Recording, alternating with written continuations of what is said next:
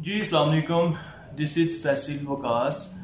इस वीडियो में हम रिव्यू करेंगे ऑटो लोन के हवाले से कि अगर आप बैंक से गाड़ी लेना चाहते हैं तो कौन कौन से डॉक्यूमेंट चाहिए, कौन कौन क्वालिफाई करता है, ठीक है जी, कितना मार्कअप चार्ज होगा, आप अपना कैसे मार्कअप बचा सकते हैं, इंश्योरेंस केस में क्या सीन होता है, इंश्योरेंस का क्लेम का क्या तरीकाकार होता है, ट्रैकर केस में क्या मामला होते हैं।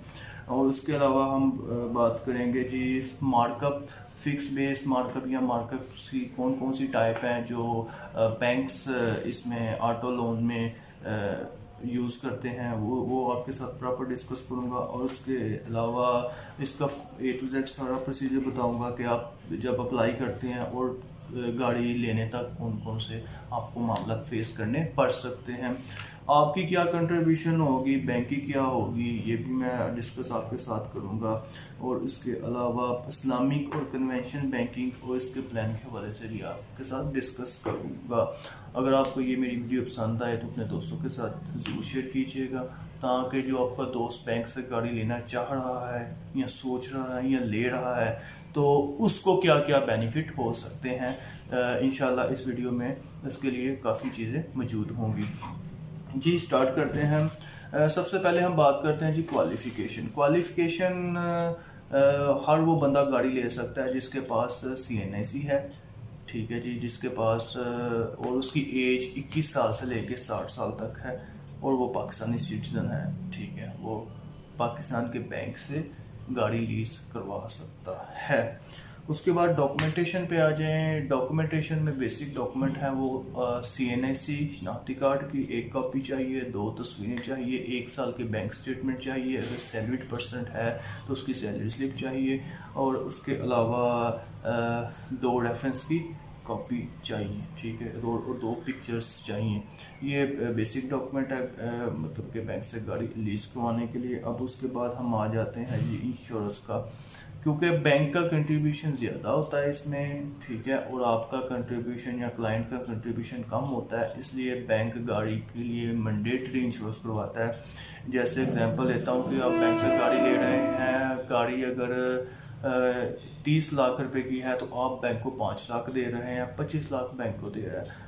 अगर गाड़ी गुम हो जाती है या फुल एक्सीडेंटल हो जाती है तो आपका तो 5 लाख का नुकसान होगा, तो बैंक का 25 लाख का होगा, तो इसलिए बैंक जो है ना इसकी इंश्योरेंस मैंडेटरी करवाता है।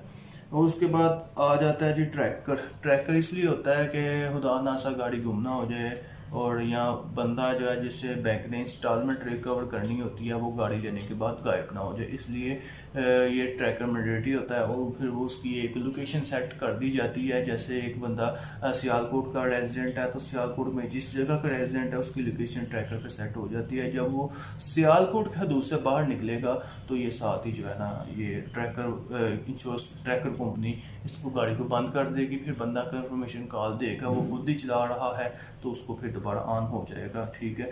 इसी तरह अगर कोई बंदा लाहौर का है या कराची का है या वाटर पाकिस्तान के किसी भी एरिया के, उसके साथ यही सलूक होगा। अब जी उसके बाद हम कहेंगे जी बात करें हैं जी मार्कअप के हवाले से, जिसको हम बैंक का प्रॉफिट भी कहते हैं। बैंक 2 तरह का जो है मार्कअप चार्ज करता है, एक फिक्स बेस्ड और एक वेरिएबल से मुराद ये होता है कि 1 साल का बैंक मार्कअप आपके साथ फिक्स कर देता है और 1 साल के बाद जो भी मार्केट का मार्कअप हो आपको वो अप्लाई कर देता है आपके लोन अमाउंट के ऊपर। और फिक्स बेस से मुराद है कि जब आप बैंक से प्लान लेते हैं उसी वक्त फिक्स मामला हो जाते हैं कि जी 10% है, 12% है, 15% है, जब तक आपकी गाड़ी बैंक के पास रहेगी उसका मार्कअप वही रहेगा, ना वो ज़्यादा होगा ना वो कम होगा। ये मार्कअप के हवाले से बात हो गई। उसके बाद सेकंड ट्रैकर भी इंश्योरेंस का ये होता है कि जी बैंक ने इंश्योरेंस करवा दी, उसके चार्जेस आप पे करेंगे क्योंकि आप गाड़ी चला रहे हैं। इसका क्लेम जैसे 5 साल आपने गाड़ी ली है तो इसका क्लेम इस तरह होगा, अगर पहले साल अगर बैंक का एक्सीडेंट गाड़ी का हो जाता है तो जब उसका क्लेम करेंगे तो 10% आप पे करेंगे, 90% इंश्योरेंस कंपनी पे करेगी। पहले 6 माह में ऐसा होता है, नेक्स्ट 6 मंथ में आप जो है ना वो मतलब ये कंपनी पे डिपेंड करता है, कोई 6 मंथ पे जाती है, कोई 1 साल पे जाती है। हम 1 साल की बात करते हैं।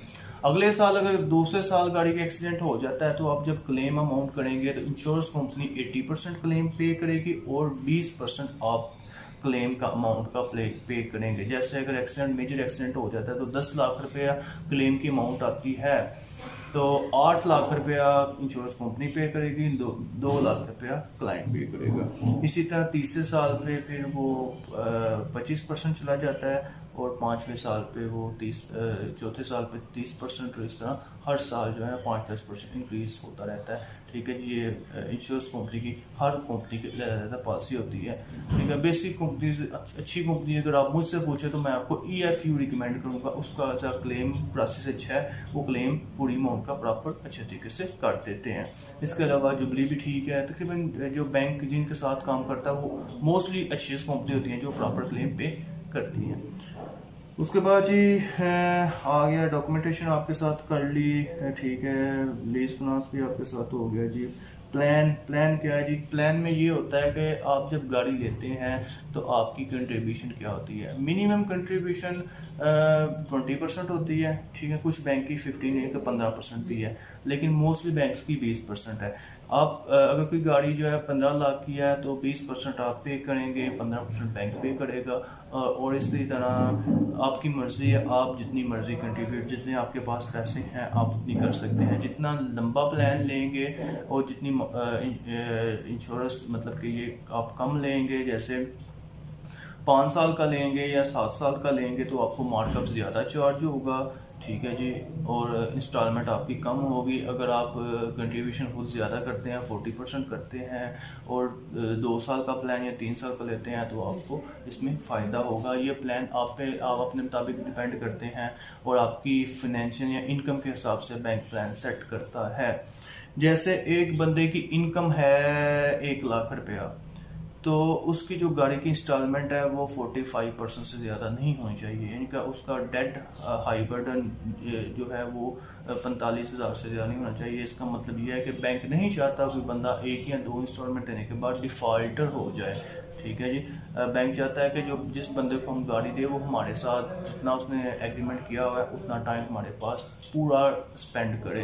ठीक है, अगर कोई बंदा उससे पहले इसको ख़त्म करना चाहे तो वो इसको कर सकता है, लेकिन मोस्टली जो इसके इश्यूज होते हैं वो यही हैं। ठीक है जी, कि इसी तरह मतलब कि बैंक जो इंस्टॉलमेंट किसी बंदे की रखता है वो उसकी इनकम को असेसमेंट के बाद रखता है। हर बैंक की इसमें अलहदा पॉलिसी है। ठीक है जी, और इस पे जो मैं आपको जो इन्फॉर्मेशन मतलब ओवरऑल दे रहा हूँ इसमें जो थोड़ी बहुत चेंज होगी क्योंकि वो बैंक की पॉलिसी की वजह से होगी। जैसे हबीब बैंक की पॉलिसी कुछ और है, UBL की कुछ और है, MCB की कुछ और है। ठीक है, और उसके अलावा 2-3 बैंक है उसकी अलहदा पॉलिसी कुछ हो रहा है। लेकिन जो इश्यूज होते हैं, जो मामला होते हैं, ओवरऑल पॉलिसी जो स्टेट बैंक की तरफ से होती हैं, ये बैंकों की होती है, वो 75% तक सेम होती है, 25% तक चेंज होती है। हाँ जी, अब लास्ट था कि जी आप अपना बैंक से मार्कअप कैसे सेव कर सकते हैं। इसकी आपको मैं बड़ी अच्छी टिप्स देता हूँ। इसमें सबसे पहले आपने अपने माइंड में 3 चीज़ रखनी है। पहली चीज़ ये है कि अगर आप डाउन पेमेंट ज़्यादा अफोर्ड कर सकते हैं तो आप 50% तक डाउन पेमेंट बैंक की कर दें। ठीक है जी, अगर 20 लाख की गाड़ी है तो 10 लाख आप पे कर दें, 10 लाख बैंक का दे दें और 2 साल का प्लान ले लें। ठीक है, इस तरह आपका मार्कअप सेव हो जाएगा। वैसे तो आपको 10 लाख के पीछे 4 लाख रुपए तक मार्कअप इंश्योरेंस चार्ज हो जाता है, लेकिन इस तरह आपको 2.5 से 3 लाख रुपए चार्ज के 2 लाख रुपए की आपकी बचत हो सकती है। ठीक है जी, पहला तरीका ये है। दूसरा तरीका ये है कि आप समझते हैं कि जी ऐसा तो नहीं होता, मैं बिजनेसमैन पर्सन हूँ, अगर मैंने ज़्यादा बैंक को ही पैसे दे देने हैं तो मैं अपने बिजनेस में क्या करूँगा। तो आप क्या करेंगे, आप फिर बैंक के लिए आपके जो इश्यूज होंगे वो ये होंगे कि आप मिनिमम कम से कम जैसे 20% डाउन पेमेंट कर लें और प्लान को लंबा कर लें, 7 साल का कर लें। ठीक है जी, 1 साल के बाद जाके या 2 साल के बाद जब भी आपके पास पैसे हो आप ओवरऑल गाड़ी को जो है वो क्लियर करवा लें। ठीक है जी, 5% आपकी पेनल्टी लगेगी और आपका जो लोन है वो सारा क्लियर हो जाएगा। आप 1 साल के बाद जब आप पूरी कैलकुलेशन करेंगे तो आपको अगर आपने 30 लाख रुपए लिया होगा तो आपको 2 से 2.5 लाख रुपए एक्स्ट्रा पड़ेगा बैंक से। ठीक है जी, ये दूसरा तरीका है। तीसरा तरीका ये है कि पार्शियल पेमेंट का, कि आप जब गाड़ी ले लें नॉर्मल प्लान के मुताबिक में कि मिनिमम डाउन पेमेंट 25% कर ली, 5 साल का या 7 साल का प्लान ले लिया, और साथ जैसे जैसे आपके पास पेमेंट आती है आप पार्शियल पेमेंट बैंक को करते जाएं। ठीक है, इस तरह आपका जैसे जैसे पेमेंट होगी इंस्टॉलमेंट भी कम होगी, मार्कअप भी आपको चार्ज होगा। ठीक है, ये आपका जो है ना ये बचाने का तरीका कार। अब आ गया जी मार्कअप टाइप पे। मार्कअप दो तरह के होते हैं जो बैंक चार्ज करता है, एक फिक्स बेस पे और एक वेरिएबल बेस पे, बल्कि ये मैं पहले भी डिस्कस कर चुका हूँ। अब हम बात करेंगे इस्लामिक और कन्वेंशनल बैंकिंग की, कि इस्लामिक बैंकिंग में आप गाड़ी लेते हैं तो क्या सीन होता है, कन्वेंशनल बैंकिंग में गाड़ी क्या होता है। अब जब आप इस्लामिक बैंक से गाड़ी लेते हैं तो बैंक आपको मोस्टली बैंक जो है ना वो अजारा बेस्ड गाड़ी देते हैं। अजारा बेस्ड ये होता है कि बैंक आपको पूरी गाड़ी दे के अपने नाम रखता है। ठीक है जी, आपकी बीच में कंट्रीब्यूशन करके शराकतदारी कायम कर लेता है और आपको मतलब कि इसमें किराए पे दे देता है, रेंट पे दे देता है। आप बैंक को रेंट देते रहते हैं और जो गाड़ी बैंक का रेंट आपसे चार्ज करता रहता है, जैसे ही वो जीरो होती है तो आपको दे देती है, आपके नाम बैंक गाड़ी कर देता है। और दूसरा इस्लामिक बैंक में ये होता है कि ये पार्टनरशिप बेस्ड कर देता है कि जी हमने इकट्ठे दो बंदों ने मिलकर गाड़ी ले ली है। ठीक है जी, और अब क्योंकि गाड़ी की मलकियत क्लाइंट पे है, गाड़ी क्लाइंट की मलकियत है, तो गाड़ी मतलब कि क्लाइंट चला रहा है तो वो उसका मतलब कि अपने जो दूसरा शराकतदार है उसको उसका प्रॉफिट पे करता जाएगा और एट द एंड वो उसको मतलब उसका शेयर बढ़ता जाएगा। ठीक है, बैंक का शेयर कम होता जाएगा जैसे जैसे वो क्लाइंट पेमेंट करता जाएगा, और एक दिन आएगा कि वो 100% गाड़ी का मालिक हो जाएगा। मोस्टली ये दो तरीके पे इस्लामिक बैंकिंग काम करता है।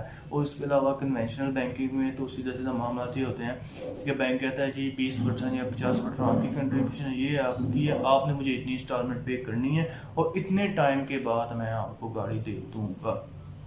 ये दोनों में फ़र्क है। इस्लामिक में मतलब कि वो ट्रेड पे आ जाता है। ठीक है जी, और उसमें डायरेक्ट फाइनेंसिंग हो जाती है, बैंक ने आपको इतना कर्ज दे दिया गाड़ी देने के लिए।